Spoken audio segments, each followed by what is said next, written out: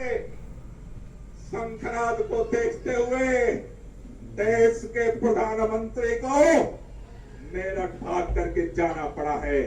आज प्रधानमंत्री को लगता है कि आज का शंखनाद, आज की आवाज पूरे देश में ना गूंजे। आज के दिन प्रधानमंत्री ने भी मेरठ में रैली रखी है, हमें इस बात की खुशी है। और मैं आपसे भी कहना चाहता हूं दोस्तों, ये लड़ाई आज पूरे देश के अंदर, पिछले दिनों लोग पूछते थे, पिछले 5 साल पहले जब लोकसभा का चुनाव था कि इंडिया गठबंधन तो नहीं था, उस समय लोग कहते थे भाजपा का विकल्प क्या है, नरेंद्र मोदी का विकल्प क्या है, एनडीए का विकल्प क्या है।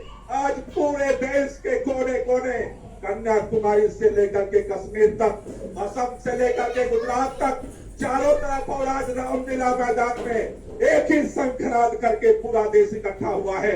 एनडीए का विकल्प, इंडिया तैयार है तुम्हारा मुकाबला करने के लिए, तुम्हारी तानाशाही का मुकाबला करने के लिए, तुम्हारी गुंडागर्दी का मुकाबला करने के लिए, लोकतंत्र के हत्या का मुकाबला करने के लिए। कई लोग पूछते हैं कि आखिर ये विपक्ष के लोगों को क्यों गिरफ्तार करते हो, क्या भाजपा में कोई भ्रष्टाचारी नहीं है? देश जानता है। आज अरविंद केजरीवाल को जिस व्यक्ति के बयान के आधार पर गिरफ्तार कर लिया गया, वो शरद रेड्डी, साउथ लॉबी का, जिसको इन्होंने गिरफ्तार किया था शराब घोटाले में, उस शरद रेड्डी से इलेक्टोरल बॉन्ड की लिस्ट आने के बाद सारा दूध का दूध, पानी का पानी हो गया। उस शरद रेड्डी से ये भाजपाइयों ने 60 करोड़ रुपया लिया है, जो ऑन रिकॉर्ड है। मैं पूछना चाहता हूं आज देश के प्रधानमंत्री से, इस 60 करोड़ रुपए का हिसाब कब दोगे? मैं ईडी से पूछना चाहता हूं, अरे तुमने मुख्यमंत्री को गिरफ्तार कर लिया, इस शरद रेड्डी को कब फिर गिरफ्तार करोगे? अभी कल हमने देखा एनडीए में राघव ममता के पिता को कैंडिडेट बना दिया। सारे बेईमानों को चुन चुन करके जिस पर आरोप लगाते थे उनको गिरफ्तार कर लिए, और उसके बाद तुमने पैसा ले लेकर के जमानत दिलवा दी, और आज पूछते हो कि कौन लोगों को जमानत नहीं मिल रही है। मैं आपसे कहना चाहता हूं दोस्तों, ये देश एक नया इतिहास रचने के लिए आपसे कुर्बानी मांग रहा है। ये देश एक मुहाने पर खड़ा है। 1942 में महात्मा गांधी ने एक नारा दिया था, करो या मरो। आज देश इसी मुहाने पर खड़ा है। अगर ये लोकसभा का चुनाव बीत गया, फिर इस देश की तस्वीर और इस देश की तस्वीर का आकलन करना आज मुश्किल है। इसलिए इस रामलीला मैदान में जितने देश के बेटे बेटियां आए हैं, जितने देशभक्त आए हैं, उनसे कहना चाहता हूं, ये करो या मरो का वक्त है। अगला 2 महीना अपने नौकरी से छुट्टी लो, अपने काम से छुट्टी लो। 2 महीने लोकतांत्रिक आंदोलन का समय है, 2 महीना क्रांति का समय है। ये देश में लोकतंत्र ऐसे नहीं मिला। याद करो शहीद आजम भगत सिंह, राजगुरु सुखदेव को, याद करो तात्या टोपे को, अजीमुल्लाह खां को, याद करो बहादुर शाह जफर को, याद करो बेगम हजरत रानी लक्ष्मीबाई को, याद करो इस देश के स्वतंत्रता संग्राम सेनानियों को, याद करो महात्मा गांधी, अम्बेडकर, फूले को, जिनकी कुर्बानी के दम पर यह देश आजाद हुआ है। आज अगर हम चुप रह गए, आने वाली पीढ़ियां जवाब मांगेगी। जब देश तानाशाही की नई गुलामी में जा रहा था, तुम क्या कर रहे थे? इसलिए दोस्तों आपसे कहना चाहता हूं, अरविंद केजरीवाल एक व्यक्ति नहीं, एक मुख्यमंत्री हैं। हेमंत सोरेन एक व्यक्ति नहीं, एक मुख्यमंत्री हैं। आज सारे लोकतंत्र की संस्थाओं को ध्वस्त करने का अभियान चल रहा है। इसलिए आपसे कहना चाहता हूं, अभी हमारे बीच में धीरे धीरे सभी प्रमुख नेता आ रहे हैं। आपसे एक ही बात कहना चाहता हूं, इस तानाशाही का लोग पूछ रहे हैं, इस तानाशाही का समाधान क्या है? आपसे एक ही बात कहना चाहता हूं, तानाशाही का एक ही समाधान है, ज्यादा से ज्यादा मतदान करवाओ। अपने अपने इस रैली के बाद घरों में जाना, पूरे देश में जाना, अपने अपने घरों में जाकर के एक रजिस्टर खरीद लेना, अपने दोस्तों की, अपने रिश्तेदारों की, अपने जानकारों की लिस्ट बनाना शुरू करो और सबको इस बात के लिए तैयार करो। इस बार ऐतिहासिक मतदान करवाएंगे, तानाशाही को हरवाएंगे और इस देश के अंदर स्वतंत्रता आंदोलन। केजरीवाल जी आपके बीच में है, हमने बहुत रिक्वेस्ट की भाभी को कि प्लीज आप आइए, लोग चाहते हैं कि आप मंच पे आए। मैं बहुत धन्यवाद करूंगा कि वो आई। इसी तरीके से आप सबको याद होगा कैसे झारखंड में वहां के मुख्यमंत्री हेमंत सोरेन जी को एक झूठे मुकदमे में गिरफ्तार किया गया है और उनकी धर्मपत्नी उद्धव ठाकरे जी को कि वो आपके बीच में आए और वो अपनी बात संक्षिप्त में रखें।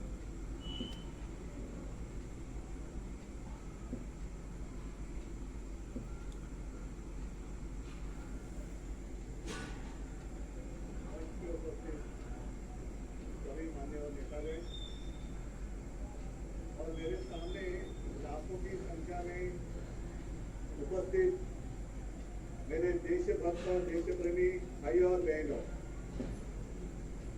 हम सबको पता है ये कोई चुनावी रैली नहीं है। अपनी दो बहनें हिम्मत से लड़ रही है। अगर बहन हिम्मत से लड़ रही है तो भाई कैसे पीछे रहेगा? और इसलिए हम सब दोनों अपनी जो बहनें हैं, कल्पना जी है, सुनीता जी है, आप चिंता मत करो। सिर्फ हम ही नहीं, पूरा अपना देश हिंदुस्तान आपके साथ में है। देश में जो स्थिति है मैं दोहराना नहीं चाहूंगा। एक कुछ दिन पहले आशंका थी कि क्या हमारा देश तानाशाही की ओर चल रहा है, लेकिन अब वो आशंका नहीं रही, अब वो सच्चाई है। अगर बीजेपी सरकार को ऐसे लग रहा होगा कि अरविंद जी को अरेस्ट किया, हेमंत जी को अरेस्ट किया तो लोग डर जाएंगे, लेकिन उनको आज तक पता नहीं, उन्होंने अपने देशवासियों को कभी पहचाना नहीं। मेरे भारत का हर कोई डरने वाला नहीं, लड़ने वाला है। और अगर हिम्मत है तो बाकी आपकी सारी एजेंसीज है, ईडी, सीबीआई, इनकम टैक्स, जैसे हम इंडिया गठबंधन बनाकर सबके सामने आए हैं। अगर आप में हिम्मत है तो बीजेपी को मैं कहता हूं, चुनौती देता हूं कि बाकी सारी लोगों को छोड़ दो, आप सीधा आपके बैनर पर लगा दो कि बीजेपी के साथ जो 3 साथी पार्टी है वो ईडी, इनकम टैक्स और सीबीआई है। लेकिन अब समय आया है, कितने दिन तक हम उनकी आलोचना करते रहेंगे? अब तो उनका सपना ऐसा है कि 400 पार। मैं पूरे देश को आह्वान करना चाहता हूं कि एक व्यक्ति और एक पार्टी की सरकार देश के लिए खतरनाक हो गई है और अब वो समय आया है कि एक पार्टी और एक व्यक्ति की सरकार नहीं चलेगी। पूरे देश को मैं आह्वान करता हूं कि हम सबको अब चाहिए, मजबूत देश चाहिए और मिलीजुली सरकार हमें लानी ही होगी। देश में जितने सारे प्रांत हैं, जितने सारे राज्य हैं, उनका सम्मान करने वाली सर्वतोमुखी सरकार अगर हम लाते हैं तो ही देश बच सकता है। नहीं तो फिर आपका सवाल है, आपका भविष्य आप किसके हाथ में देना चाहते हो? हम सारे आए हैं चुनाव के प्रचार के लिए नहीं आए हैं, हम प्रजातंत्र की रक्षा के लिए आए हैं। और कैसी सरकार है? अरविंद जी के ऊपर इल्जाम लगा दिया, डाल दिया जेल में। हेमंत जी के ऊपर इल्जाम लगा दिया, डाल दिया जेल में। ये कौन सा तरीका है? इनके पास जितने सारे लोग हैं, मैं आपके सामने आने से पहले कुछ पत्रकारों के साथ वार्तालाप कर रहा था और उन्होंने कहा कि उद्धव जी, अब उन्होंने इनको साथ में ले लिया, उनको साथ में ले लिया। जिनके ऊपर भ्रष्टाचार के आरोप तो भाजपा ने लगाए थे, उनको उन्होंने वॉशिंग मशीन में डालकर साफ सुथरा नैला धोला कर अपने मंच पर विराजित कर दिया। तो आप क्या विश्वास रख सकते हैं? जितने देश में भ्रष्ट लोग हैं, उन सारे लोगों को इकट्ठा लेकर बीजेपी देश को, भ्रष्ट लोग देश का विकास कर सकते हैं? तो ये सारी उनकी जो बातें हैं, आज जो अपनी रैली है, किसी ने कहा कि बीजेपी ने इस रैली को ठगों का मेला कहा है। क्या आप सारे लोग ठग हैं? मेरे देश के वासी, मेरे देश प्रेमी लोग क्या ठग हैं? ये तो भ्रष्ट लोग हैं, भ्रष्टाचारी लोग हैं जो भाजपा में है, जुमलेबाज लोग हैं।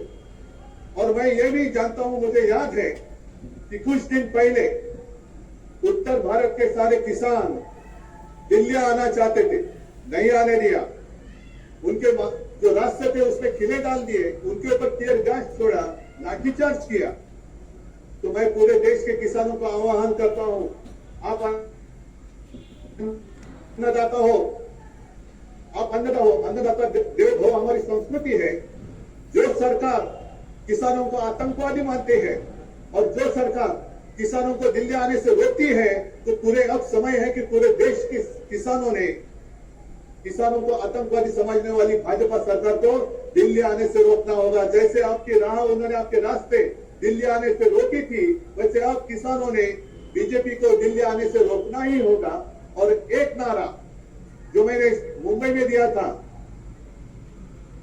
वो जो कहते हैं कि आपकी बार 400 पार, मैं आपको आह्वान करता हूं कि जहां से आप आए हुए हैं, आप जाओ, अपने घर पे जाओ, जहां भी जाएंगे गांव में जाओ, लेकिन एक नारा आपको देना होगा तानाशाही के खिलाफ। अब की बार भाजपा तड़ी पार, अब की बार भाजपा तड़ी पार।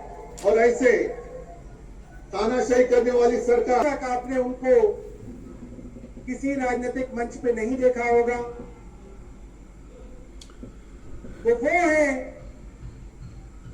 जो पिछले कई वर्षों से अरविंद केजरीवाल जी के साथ कदम से कदम मिला के चल रही थी।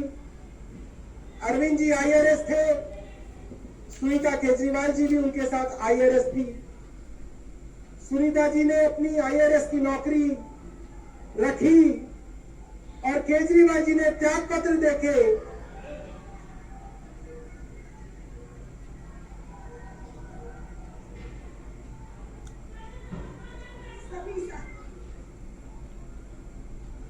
सभी साथियों को मेरा नमस्कार। आज आपके अपने केजरीवाल ने जेल से आपके लिए एक संदेश भेजा है।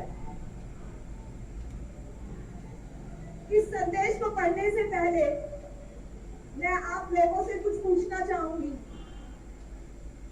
हमारे प्रधानमंत्री मोदी जी ने मेरे पति को जेल में डाल दिया। क्या प्रधानमंत्री जी ने सही किया? क्या आप सब मानते हैं कि केजरीवाल जी एक सच्चे देशभक्त और ईमानदार इंसान हैं? क्या आप मानते हैं कि केजरीवाल जी एक सच्चे देशभक्त और ईमानदार इंसान हैं? ये बीजेपी वाले ये कह रहे हैं कि केजरीवाल जी जेल में है, इन्हें इस्तीफा देना चाहिए। क्या केजरीवाल जी को इस्तीफा देना चाहिए? क्या उन्हें इस्तीफा देना चाहिए? केजरीवाल जी को इन्होंने गिरफ्तार कर लिया। आपके केजरीवाल शेर है, शेर। ये ज्यादा दिन तक उनको जेल में नहीं रख पाएंगे। करोड़ों लोगों के दिल में बसे हैं केजरीवाल। जिस बहादुरी और साहस से वो देश के लिए लड़ रहे हैं, कई बार मुझे लगता है कि आजादी की लड़ाई में वो एक फ्रीडम फाइटर थे जो देश के लिए लड़ते लड़ते शहीद हो गए। इस जंग में भी केजरीवाल जी को शायद भारत माँ के। अब मैं आपको केजरीवाल जी का संदेश पढ़कर सुनाऊंगी। मेरे प्यारे भारतवासियों, जेल से आप सब अपने इस बेटे, अपने भाई का प्रणाम स्वीकार कीजिए। मैं आज आपसे वोट नहीं मांग रहा। आने वाले चुनाव में मैं आपसे किसी को हराने या जिताने की बात भी नहीं कर रहा। आज मैं देश के 140 करोड़ लोगों को एक बड़ा भारत बनाने के लिए सहयोग मांगता हूं। 140 करोड़ भारतवासियों को एक नया भारत बनाने के लिए आमंत्रित करता हूं। भारत एक महान देश है। हमारी संस्कृति कई हजार वर्ष पुरानी है। भगवान का दिया सब कुछ है भारत में, फिर भी हम पिछड़े क्यों हैं? हमारे लोग अनपढ़ क्यों हैं? गरीब क्यों है। मैं यहाँ जेल में हूं, यहाँ काफी समय सोचने के लिए मिलता है। रात को टूट टूट के नींद आती है। भारत माँ के लिए सोचता हूँ। भारत माँ बहुत दुखी है। भारत माँ दर्द में है, दर्द से कराह रही है। जब महंगाई की वजह से लोगों को दो वक्त की रोटी नहीं नसीब नहीं होती, तो भारत माँ को बहुत दुख होता है। जब भारत माँ के बच्चों को अच्छी शिक्षा नहीं मिलती, 75 साल बाद भी सही इलाज के बिना लोग मर जाते हैं, तो भारत माँ बेबस और लाचार महसूस करती है। जब देश के कई हिस्सों में लंबे लंबे पावर कट होते हैं, सड़कें टूटी हैं, 75 साल बाद भी हालत खराब है, तो माँ को बहुत पीड़ा होती है। उस पर जब कुछ नेता सुबह शाम लच्छेदार भाषण देते हैं, शानो शौकत की जिंदगी जीते हैं, अपने दोस्तों के साथ मिलकर देश लूटने में लगे हैं, तो भारत माँ को बहुत गुस्सा आता है। ऐसे लोगों से भारत माँ को सख्त नफरत है। आइए मिलकर एक नया भारत बनाते हैं। 140 करोड़ लोगों के सपने का भारत, एक ऐसा भारत जहां हर इंसान को भरपेट खाना मिलेगा, हर हाथ को काम मिलेगा, कोई बेरोजगार नहीं होगा, कोई गरीब नहीं होगा, कोई अनपढ़ नहीं होगा, हर बच्चे को अच्छी शिक्षा मिलेगी। आज यहाँ पे स्टेज पे नहीं आई हैं, मगर उनकी ब्लेसिंग्स आज हम सब के साथ, इस इंडिया गठबंधन के साथ यहाँ पे मौजूद हैं। अब मैं निवेदन करूंगा तेजस्वी यादव जी से कि वे आपके बीच में आए और अपनी बात रखें।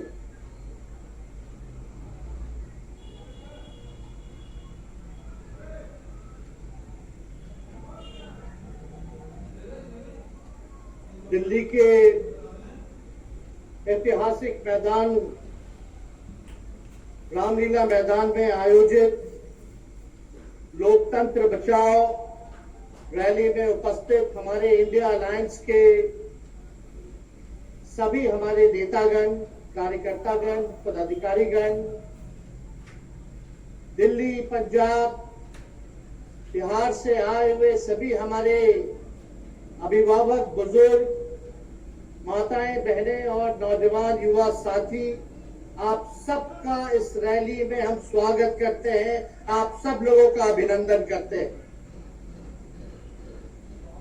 ये दिल्ली की भीड़ बता रही है कि मोदी जी जिस तरह से आंधी की तरह आए थे, उसी तरह तूफान की तरह चले जाएंगे। पहला रैली हम लोगों ने पटना में किया, दूसरा बॉम्बे में किया और तीसरा आज जो है दिल्ली में हो रहा है। और मैं बता दूं, देश के कोने कोने में जहां भी हम लोग जा रहे हैं, वहां जनता का साथ, आशीर्वाद मिल रहा है। आज हम सब लोग एकजुट हुए, देश के लोकतंत्र, देश के संविधान, देश के भाईचारा को बचाने के लिए।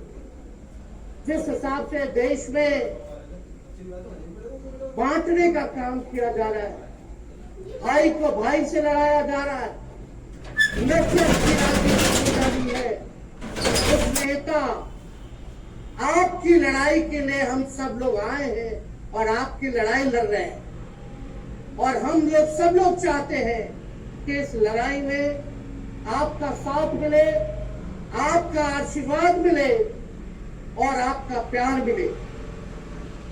जो लोग नारा लगाते हैं अब की बार 400 पार, उनका मुंह है कुछ भी बोलेंगे, लेकिन एक बात तय है, जनता ही मालिक है, आप मालिक हैं। और आपको तय करना है कि देश के शासन में कौन बैठने का काम करेगा। आज यहां दिल्ली की जनता से पूछना चाहते हैं, वो लोग नारा लगा रहे हैं, टारगेट फिक्स कर रहे हैं, अब की बार 400 पार। ऐसा लग रहा है कि पहले से ही ईवीएम सेटिंग हो चुका है। ये लोग फिर भी आप लोगों से पूछना चाहते हैं कि आप लोग, ये लोग जो नारा लगा रहे हैं, क्या वो सच होगा या वो सत्ता से बेदखल करिएगा? हाथ उठा के बताइए, इनको सत्ता से बाहर करना है कि नहीं करना? आज हम सब लोग देख रहे हैं कि देश में घोषित इमरजेंसी लागू हो चुकी है। देश में सत्ता में जो लोग बैठे हैं, तानाशाह रवैया अपनाने का काम कर रहे हैं, घमंडी हो गए हैं लोग। और आज हम लोग किसी को गाली देने नहीं आ रहे, लेकिन जो आंख से देख रहे हैं वो बताने आ रहे हैं, जो महसूस कर रहे हैं वो बताने आए हैं। सत्ता में लोग जो बैठे हैं, विपक्ष का धर्म बनता है, कर्तव्य बनता है कि उनसे हम लोग सवाल करें। आज मेरा मानना है कि देश में सबसे बड़ा अगर दुश्मन है तो बेरोजगारी है, महंगाई है, गरीबी है। आज यहाँ लोग हैं, नौजवान हैं, नौजवानों से पूछना चाहते, बताओ कितने नौजवान यहाँ जो हैं मोदी जी ने नौकरी दिया? हाथ उठा के बताइए। कोई नहीं मिलेगा। मोदी जी ने कोई नौकरी नहीं दी, सब कुछ जो है प्राइवेटाइज कर दिया। और हम लोगों ने बिहार में जब कांग्रेस लेफ्ट इंडिया अलायंस की सरकार थी, 17 महीने में 5 लाख नौकरी हम लोगों ने देने का काम किया। आज किसान तबाह है, युवा परेशान है, लेकिन किसानों से मोदी जी को मिलने का समय नहीं है। मोदी जी मिलते तो प्रियंका चोपड़ा से मिलेंगे, किसानों से नहीं मिलेंगे। अक्षय कुमार को इंटरव्यू देते थे पिछले चुनाव में, एक बार बिल गेट्स को बुला करके इंटरव्यू देने का काम कर रहे हैं। लेकिन किसानों की समस्या कैसे हल होगी ये नहीं बता रहे। किसानों से उन्होंने पिछले चुनाव में वादा किया था कि उनका आय दुगना करेंगे।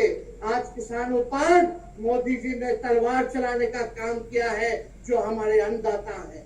इसलिए और उनकी जो सेल है पार्टी की, उस पार्टी का सेल में कौन है? ईडी है, सीबीआई है, इनकम टैक्स है। लालू जी को तो कई बार सताया गया, मेरे ऊपर मुकदमा किया गया, मेरी माँ पर, मेरी बहनों पर, मेरे जीजाओं पर, मेरे पिता के जितने संबंधी थे सब पर केस मुकदमा किया। अभी बिहार चले जाइए, कई हमारे नेताओं पे छापेमारी चल रही है, कई जगह ईटी का रेप चल रहा है, आईटी का रेप चल रहा है, लेकिन हम लोग घबराने वाले लोग नहीं। आज देश में जिस हिसाब से हेमंत सोरेन जी को और अरविंद केजरीवाल को गिरफ्तार करने का काम इन बीजेपी के लोगों ने किया है, तो उनको हम बता दें कि इनके गिरफ्त भक्ति से हम लोग डरने वाले नहीं हैं। हम लोग संघर्ष करने वाले लोग हैं। और पिंजरे में तो शेर ही को कैद किया जाता है। सब लोग शेर हैं, आप लोगों ने ताकत दिया है, आपकी लड़ाई हम लोग लड़ रहे हैं। देश के former chief minister Akhilesh Yadav ji को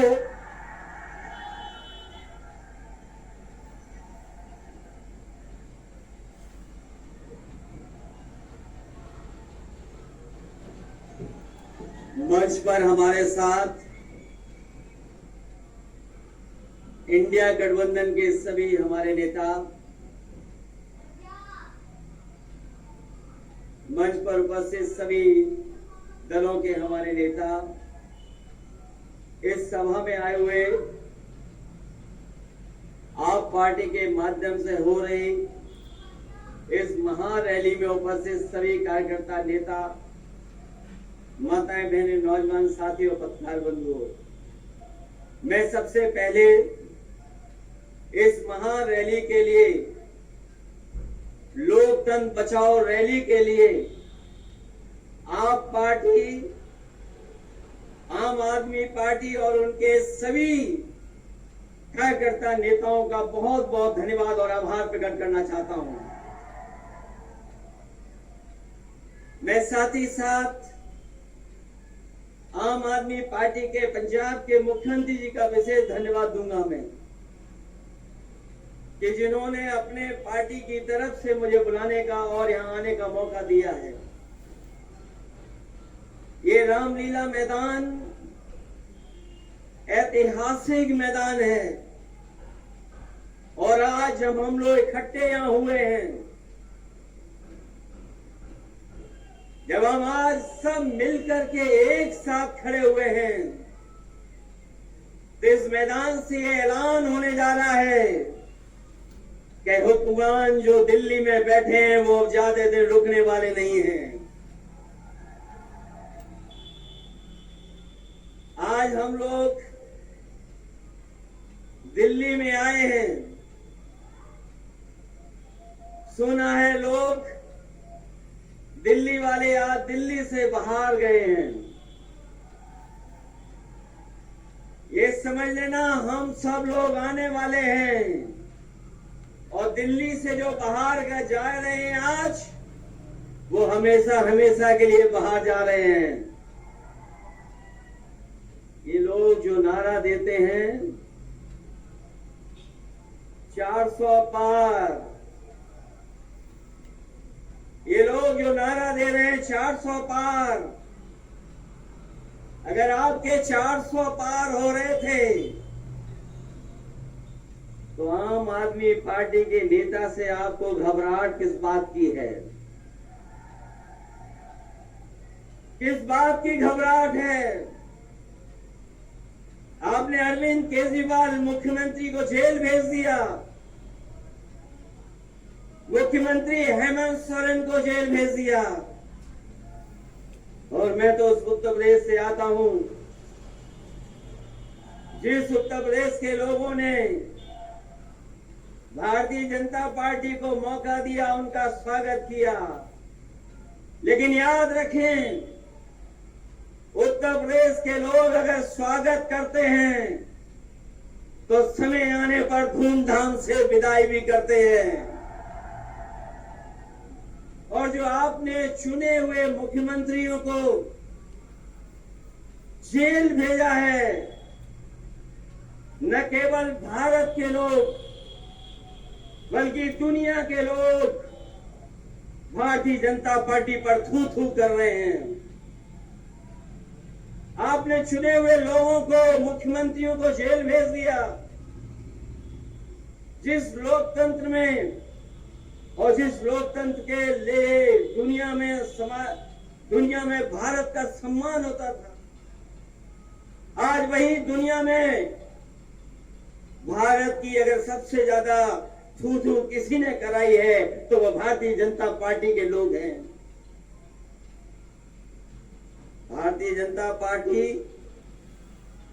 कहती है कि वो दुनिया में सबसे बड़ी पार्टी है, लेकिन इनके 10 साल का कार्यकाल आप देखोगे तो ये ब्रह्मांड की सबसे झूठी पार्टी है। केवल दुनिया की नहीं, ब्रह्मांड की सबसे झूठी पार्टी है। और जो लोग ईडी, सीबीआई, इनकम टैक्स को आगे कर रहे हो, उन्हें सत्ता में रहने के लिए, सत्ता को बचाने के लिए अगर इन संस्थाओं को आगे कर रहे हैं तो ये 400 पार नहीं 400 हारने जा रहे हैं। और जो देश के हालात हैं, किसी कोने से देख लीजिए आप, जो देश के हालात हैं वो भारतीय जनता पार्टी के साथ नहीं है। अगर भारतीय जनता पार्टी हमारे गठबंधन के नेताओं के बारे में जो बातें रख रही है, आज तो देश जान गया है। ईडी, सीबीआई से डरा करके इन्होंने सबसे ज्यादा चंदा वसूलने का काम अगर किसी ने किया तो भारतीय जनता पार्टी के लोगों ने किया है। ये जो वसूला गया है चंदा, इसको दबाने के लिए जो विपक्षी नेता उन पर झूठे मुकदमे लगाए जा रहे हैं। इस बार चुनाव आने जा रहा है, मैं आपसे अपील करना चाहता हूं, इन्हें हराओ, इन्हें वापस भेजो, क्योंकि अगर देश बचाना है तो हमारे आपके वोट से बचेगा, वोट से ही लोकतंत्र बचेगा, वोट से ही संविधान बचेगा, वोट से ही आरक्षण बचेगा और वोट से ही हमारे देश की आबादी के 90% लोग जो पीड़ित हैं उनको बचाने का काम होगा। मुझे उम्मीद है कि आज जो रामलीला मैदान से संदेश जा रहा है, ये देश के कोने कोने में जाएगा। स्टेज पे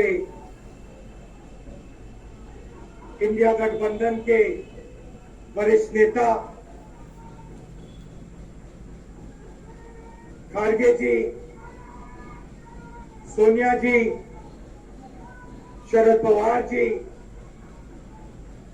भगवंत मान जी, चंपा सोरेन जी, अखिलेश यादव जी, तेजस्वी यादव जी, सीताराम येचुरी जी, फारूक अब्दुल्ला जी, डी राजा जी, भट्टाचार्य जी, महबूबा मुफ्ती जी, डेरेक ओब्रायन जी, कल्पना सोरेन जी, ट्रिची सिल्वा जी, सुनीता केजरीवाल जी, देवराजा जी, तिरुतोल जी, कोलम अनीस उमर जी, और स्टेज से मैं केजरीवाल जी और सोरेन जी का भी नाम लेना चाहता हूं, क्योंकि वो आज यहां है नहीं, मगर दिल में हम सब एक साथ खड़े हैं।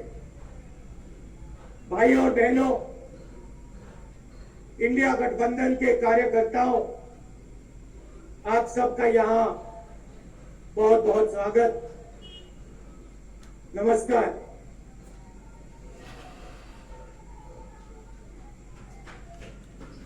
आजकल आईपीएल के मैच चल रहे हैं, देखते हो आप लोग। मैच फिक्सिंग शब्द सुना है आपने? सुना है? जब बेईमानी से एम्पायर पर दबाव डालकर प्लेयर को खरीदकर कैप्टन को डराकर मैच जीता जाता है। क्रिकेट में उसको मैच फिक्सिंग कहा जाता है। हमारे सामने लोकसभा का चुनाव है। अंपायर किसने चुने? नरेंद्र मोदी ने। हमारी टीम में से मैच शुरू होने से पहले 2 खिलाड़ियों को अरेस्ट करके अंदर कर दिया। तो भाई और बहनों, ये जो चुनाव हो रहा है, नरेंद्र मोदी जी इस चुनाव में मैच फिक्सिंग करने की कोशिश कर रहे हैं। ये जो उनका 400 सीट का नारा है, ये बिना ईवीएम के, बिना मैच फिक्सिंग के, बिना सोशल मीडिया और प्रेस पर दबाव डालकर खरीदकर ये 180 पार नहीं होने जा रहा है। सब मिलाकर आप देखिए, कांग्रेस पार्टी विपक्ष की सबसे बड़ी पार्टी है। हमारे सारे के सारे बैंक अकाउंट बंद कर दिए गए हैं। चुनाव के बीच में देश की सबसे बड़ी ऑपोजिशन की पार्टी के सारे अकाउंट बंद कर दिए। हमें कैंपेन चलाना है, हमें लोगों को प्रदेशों में भेजना है, पोस्टर लगवाने हैं। सारा का सारा जो हमारे रिसोर्सेज हैं, बैंक अकाउंट बंद कर दिए गए। तो ये कैसा चुनाव हो रहा है? नेताओं को धमकाया जाता है, पैसे देकर सरकारों को गिराया जाता है, नेताओं को जेल में डाला जाता है। केजरीवाल जी को, सोरेन जी को ये पूरी की पूरी मैच फिक्सिंग करने की कोशिश की जा रही है। और ये मैच और हिंदुस्तान के 3-4 सबसे बड़े अरबपति मिलकर कर रहे हैं। ये सच्चाई है। और ये मैच फिक्सिंग क्यों हो रही है? भाई और बहनों, इसका सिर्फ एक लक्ष्य है कि हिंदुस्तान का संविधान, जिसने इस देश के गरीब लोगों को भविष्य दिया, सपने देखने का हक दिया, उस संविधान को हिंदुस्तान के गरीब जनता से के हाथ से छीनने के लिए यह मैच फिक्सिंग की जा रही है। और मैं आपको बताना चाहता हूं कि जिस दिन यह संविधान खत्म हो गया, उस दिन यह हिंदुस्तान नहीं बचेगा। इसको पुलिस से, धमकी से नहीं चलाया जा सकता है। ये जो संविधान है, हिंदुस्तान की जनता की आवाज है, हिंदुस्तान के दिल की धड़कन है। इसको जिस दिन खत्म कर दिया गया, उस दिन यहां पे हिंदुस्तान नहीं बचेगा। अलग अलग स्टेट हो जाएंगे, हिंदुस्तान नहीं बचेगा। यही इनका लक्ष्य है। ये सोचते हैं कि संविधान के बिना धमकाकर, डराकर police, CBI, ED, income tax department के साथ देश चलाया जा सकता है। ये सोचते हैं मीडिया के बिना देश चलाया जा सकता है। आप मीडिया को खरीद सकते हो, आप मीडिया को दबा सकते हो, आप मीडिया के रिपोर्टर्स का मुंह बंद कर सकते हो, मगर आप हिंदुस्तान की आवाज को नहीं दबा सकते हो।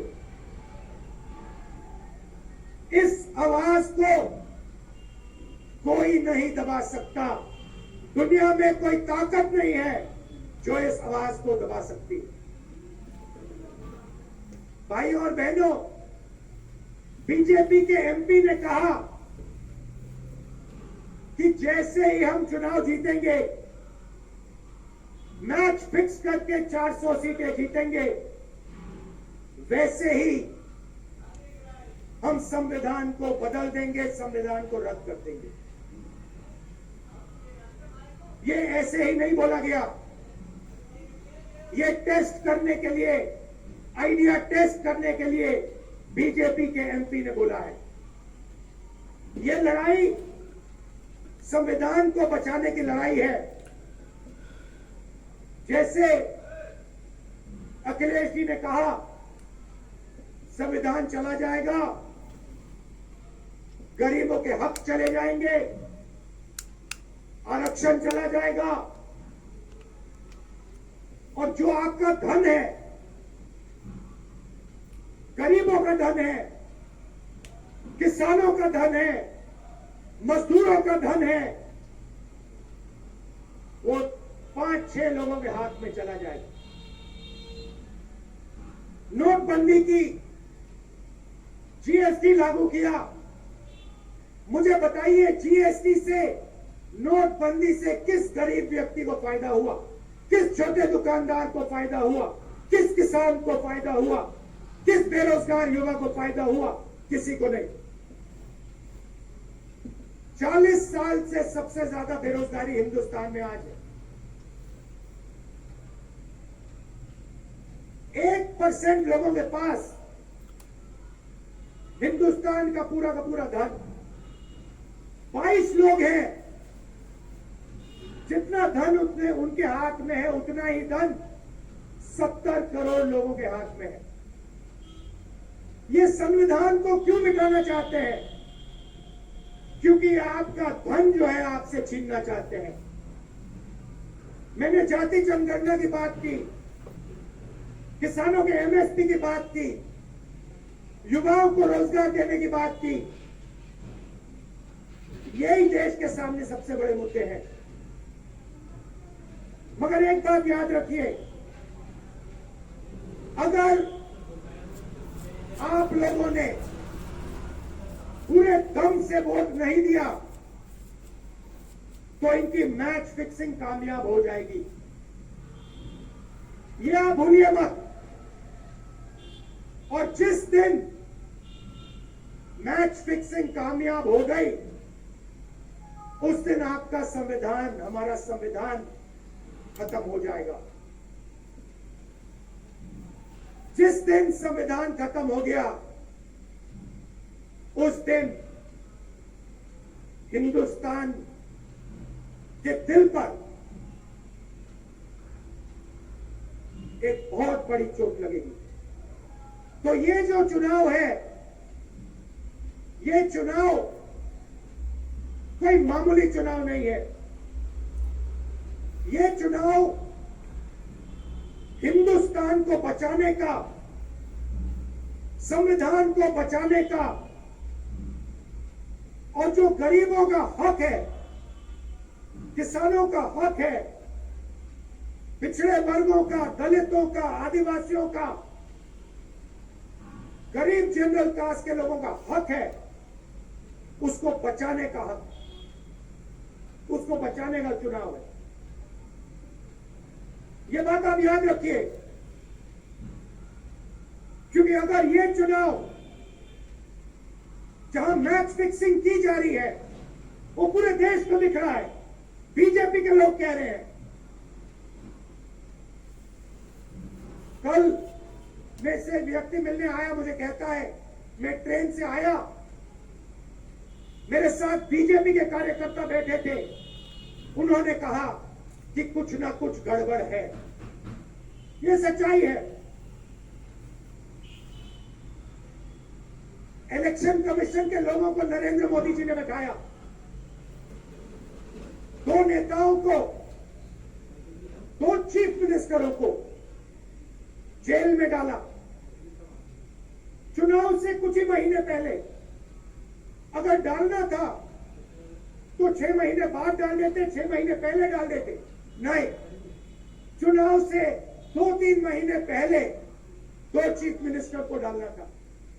आपने हमारे बैंक अकाउंट बंद किए।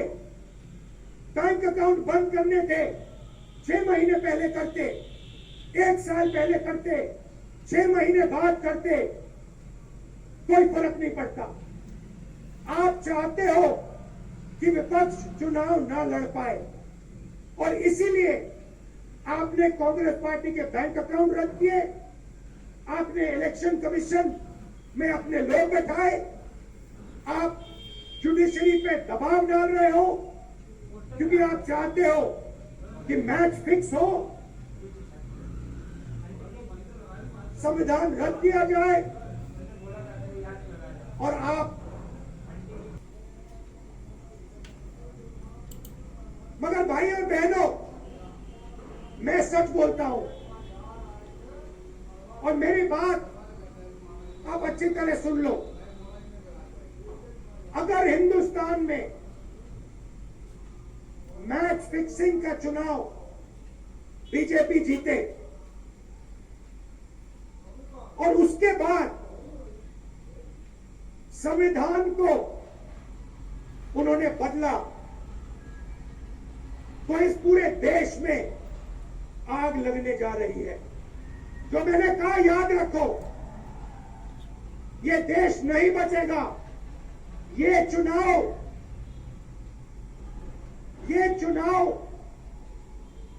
वोट वाला चुनाव नहीं है। ये चुनाव हिंदुस्तान को बचाने वाला चुनाव है, संविधान की रक्षा वाला चुनाव है। धन्यवाद। जय हिंद। के विरोध में यहाँ आके हमारा हौसला बढ़ाया। एक बार मैं तालियां चाहूंगा आपकी तरफ से भी। मैं कोई स्पीच नहीं देने वाला हूं, मैं बहुत जूनियर हूं, बहुत ही सीनियर लोग बैठे हैं, लेकिन इतना मैं कहूंगा कि लोकतंत्र खतरे में है, देश का लोकतंत्र खतरे में है। इनको ये लगता है कि ऐसे हम चला लेंगे, डंडे से चला लेंगे। ये देश किसी के बाप की जागीर नहीं है। ये 140 करोड़ लोगों का देश है। ये आजादी हमें शहीद आजम भगत सिंह, राजगुरु सुखदेव, मदन लाल ढींगरा, करतार सिंह सराबा, चंद्रशेखर आजाद जैसे हजारों योद्धाओं ने अपनी जवानी में गले में फांसी के रस्से लटका के ये आजादी हमें दी है। ये इनके किसी बाप दादे की जागीर नहीं है। क्या समझते हैं ये? इसको भी अंदर कर दो, इसको भी अंदर कर दो। जो अस्पताल बनाता उसको अंदर कर दो, जो स्कूल बनाता उसको अंदर कर दो, कांग्रेस पार्टी के खाते फ्रीज कर दो, किसी के नेता फ्रीज कर दो। ऐसे जीत लोगे? हम वो पत्ते नहीं हैं, हम वो पत्ते नहीं हैं जो शाख से टूट कर गिर जाएंगे। आंधियों को कह दो अपनी औकात में रहे। समझते क्या है ये? अरविंद केजरीवाल को अंदर कर दो, हेमंत सोरेन को अंदर कर दो, इसके घर ईडी भेज लो, इसके घर इसकी एमपीशिप कैंसिल कर दो, इसका घर छीन लो। अरे मालिक तुम हो, इन घरों के मालिक तुम हो। इन घरों की मालिक 140 करोड़ जनता है। कोई पता नहीं किस घर में लोगों ने किसको पहुंचाना है। ये गलत फहमी में है। हुकूमत वो करते हैं जिनका दिलों पर राज होता है। यूं कहने को तो मुर्गे के सर पे भी ताज होता है। आज सुनीता जी, आज कल्पना जी बैठे हैं, सोनिया जी बैठे हैं। मैं नमस्कार करता हूं, नमन करता हूं कि इन्होंने इतने दुख झेले, इन्होंने क्या क्या नहीं देखा अपनी जिंदगी में, आंधियां तूफान झेले, लेकिन फिर भी इतने हौसले वाले बैठे हैं। और आपके साथ है, आपका प्यार जो है सबसे बड़ी ऑक्सीजन आपका प्यार है। ये तालियां किसी को ऐसे नहीं मिलती। किसी को दिहाड़ी दे के मोदी मोदी करवाना बहुत इजी है। जब कोई दिल से बोलता है ना, वो बात असर रखती है। जब दिल से बोलता है, ये देश के टुकड़े टुकड़े करना चाहते हैं जैसे राहुल जी कह रहे हैं। ये देश को नफरत की आंधी में लेके गए हुए हैं। ये सीए लेके आए। मैं पार्लियामेंट में था, मैं एमपी था तब। मैंने कहा जी मुझे बोलने का मौका दीजिए। कहते नहीं जी। मैंने कहा जी 30 सेकंड। कहते जी, मैंने कहा जी 30 सेकंड। कहते 30 सेकंड में क्या बोलोगे? नहीं। मैंने कहा जी 20 सेकंड। कहते 20? मैंने कहा हाँ। स्पीकर साहब कहने लगे आपका समय शुरू होता है आपको। तो मैंने 20 सेकंड में बोला, मैंने कहा लंबे सफर को मीलों में मत बांटिए, कौम को कबीलों में मत बांटिए। एक बहता दरिया है मेरा भारत देश, इसको नदियों और झीलों में मत बांटिए। अरविंद केजरीवाल को तो गिरफ्तार कर लोगे, लेकिन उसकी सोच को कैसे जो लाखों अरविंद के हैं उनको किस जेल में कैद करोगे? अरविंद केजरीवाल एक व्यक्ति नहीं है, अरविंद केजरीवाल एक सोच का नाम है। इंडिया गठजोड़ इकट्ठे हैं, सब इकट्ठे हैं। आज सभी के मेरे ख्याल में कईयों का तो कैमरे भी कांपने लगे होंगे। ये इकट्ठे कैसे बैठ गए? ये चाहते नहीं हम इकट्ठे बैठे, कभी ये इधर से कभी इधर से कोई अफवाह। लेकिन मैं ये कहना चाहता हूं सबको कि आओ इकट्ठे हो जाएं और इन भ्रष्टाचारियों को कह दो, भगवंत मान ने बोला था, इन भ्रष्टाचारियों को कह दो कि जितने मर्जी इकट्ठे कर लो पैसे, हीरे, मोती, मगर ख्याल इतना रहे कफन पे जेब नहीं होती। कोई पैसा साथ नहीं जाएगा। लूट लो देश को, कितना लूटना है। गरीबों की बददुआएं ना लो, गरीबों की बददुआएं ना लो। हर बात पे झूठ चल रहा है, हर बात पे जुमला चल रहा है। झूठ पे झूठ, जुमले पे जुमला। अभी जुमले बनाने वाली फैक्ट्रियां चल रही हैं। अभी आने वाले दिनों में आपके पास नए नए जुमले आएंगे, यकीन मत करना। मैंने तो पार्लियामेंट में बोल दिया था, मैंने कहा जी 15 लाख की रकम लिखता हूं तो कलम रुक जाती है, 15 लाख की रकम लिखता हूं तो कलम रुक जाती है, काले धन के बारे में सोचता हूं तो स्याही सूख जाती है, हर बात ही जुमला निकली। मोदी जी अब तो ये भी शक है क्या चाय बनानी आती है? मुझे लगता चाय भी नहीं बनानी आती होगी जिस किस्म का झूठ चल रहा है। दोनों हाथ ऊपर खड़े करके दो नारे लगा दीजिए, इनकलाब, इनकलाब, भारत माता की, वंदे, बोले सोनिहाल। मोदी तो डेमोक्रेसी नहीं चाहते, वो हमेशा तानाशाही के विचारधारा वाले हैं। मुझे परसों वो मिले थे, कल मिले थे राष्ट्रपति भवन पे। वहां पर शाह थे, नड्डा थे और मोदी जी भी थे और दूसरे नेता लोग भी थे। तो मुझे नड्डा जी ने पूछा कि आपका चुनाव प्रचार कब से हो रहा है और आपका लिस्ट कब फाइनल हो रहा है? तो मैंने यही कहा, हमारा लिस्ट तो फाइनल हो रहा है, लेकिन हम जो चुनाव करना चाहते हैं वो निष्पक्ष चुनाव नहीं हो रहा और मेरे खाते में, मेरे पार्टी के खाते में जो पैसे थे वो पहले ही चोरी हो गए कि वे कर्मकांड में उलझ गए हैं। मुझे लगता है कि वे दिखावे में लिप्त हो चुके हैं। इसीलिए मैं आज यहाँ खड़े होकर उन्हें याद दिलाना चाहती हूँ कि वो हजारों वर्ष पुरानी गाथा क्या थी और उसका संदेश क्या था। भगवान राम जब सत्य के लिए लड़े, उनके पास सत्ता नहीं थी। भगवान राम जब सत्य के लिए लड़े, उनके पास संसाधन नहीं थे, उनके पास तो रथ भी नहीं था। रथ रावण के पास था, संसाधन रावण के पास थे, सेना रावण के पास थी, सोना रावण के पास थी, वो तो सोने की लंका में रहता था। भगवान राम के पास सत्य था, आशा थी, आस्था थी, प्रेम था, परोपकार था, विनय था, धीरज था, साहस था और भगवान राम के पास सत्य था। मैं सत्ता में बैठे हुए सरकार के जितने भी सदस्य हैं, अपने प्रधानमंत्री नरेंद्र मोदी जी को याद दिलाना चाहती हूँ कि इस जीवन राम भगवान के जीवन गाथा का क्या संदेश था। सत्ता सदैव नहीं रहती, सदैव नहीं रहती सत्ता। सत्ता आती है, जाती है, अहंकार चूर चूर होता है एक दिन। यही संदेश था भगवान राम का, उनके जीवन का।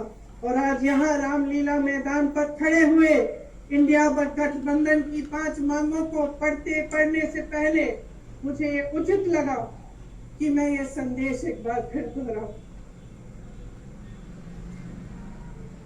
इंडिया गठबंधन की 5 सूत्री मांगे भारत के चुनाव आयोग को लोकसभा चुनाव में समान अवसर सुनिश्चित करना चाहिए। दूसरी मांग, चुनाव आयोग को चुनाव में हेराफेरी करने के उद्देश्य से विपक्षी राजनीतिक दलों के खिलाफ इनकम टैक्स, ईडी और सीबीआई द्वारा की जाने वाली बलपूर्वक कार्रवाई को रोकना चाहिए। तीसरी मांग, श्री हेमंत सोरेन एवं श्री अरविंद केजरीवाल जी की तत्काल रिहाई की जाए। चौथी मांग, चुनाव के दौरान विपक्ष के राजनीतिक दलों का आर्थिक रूप से गला घोटने की जबरन कार्रवाई तुरंत बंद होनी चाहिए। पांचवी मांग, चुनावी बांड का उपयोग करके बीजेपी द्वारा बदले की भावना, जबरन वसूली और धन शोधन के आरोपों की जांच के लिए सुप्रीम कोर्ट की निगरानी में एक एसआईटी गठित हो जानी चाहिए। बीजेपी शासन द्वारा पैदा की गई अलोकतांत्रिक बाधाओं के बावजूद इंडिया गठबंधन लड़ने, जीतने और हमारे लोकतंत्र को बचाने के लिए दृढ़ और आश्वस्त है। जुड़ेगा भारत, जीतेगा इंडिया। एक बार मेरे साथ कहिए, जुड़ेगा भारत, जुड़ेगा भारत, जुड़ेगा भारत। धन्यवाद।